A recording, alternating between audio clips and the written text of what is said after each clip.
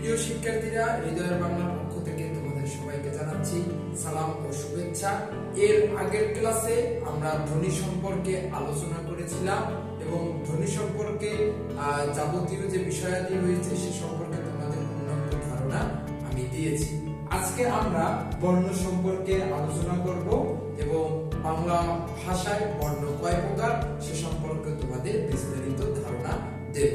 আমরা এর আগে ধ্বনি সম্পর্কে যেটা শিখেছিলাম যে বাকযন্ত্রের সাহায্যে উচ্চারিত অর্থবোধক আওয়াজকে ধ্বনি বলে, সেই ধ্বনি লিখিত সাংকেতিক রূপ বা চিহ্নকে বর্ণ বলে।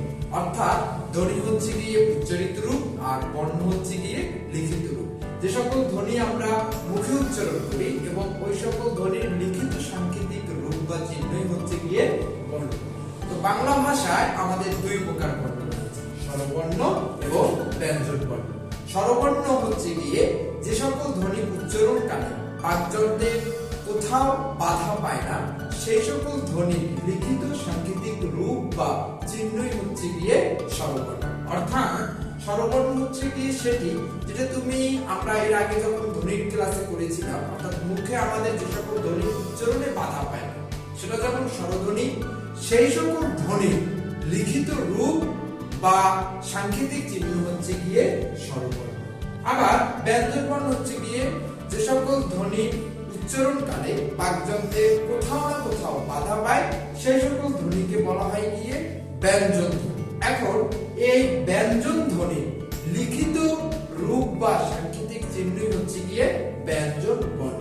তাহলে বোঝা গেল স্বরবর্ণ উচ্চারণে মুখে কোথাও বাধা পায় না, আবার ওই সকল ধ্বনির লিখিত রূপ হচ্ছে গিয়ে স্বরবর্ণ। আর ব্যঞ্জন বর্ণে মুখের কোথাও না কোথাও বাধা পায়, যে সকল ধ্বনিগুলো বাধা পায় ওই সকল ধ্বনির লিখিত রূপ বা সাংকেতিক চিহ্ন হচ্ছে গিয়ে ব্যঞ্জন বর্ণ। তবে বাংলা ভাষা বা বাংলা ব্যাকরণে ধ্বনি ও বর্ণের একটি বৃহৎ পার্থক্য রয়েছে।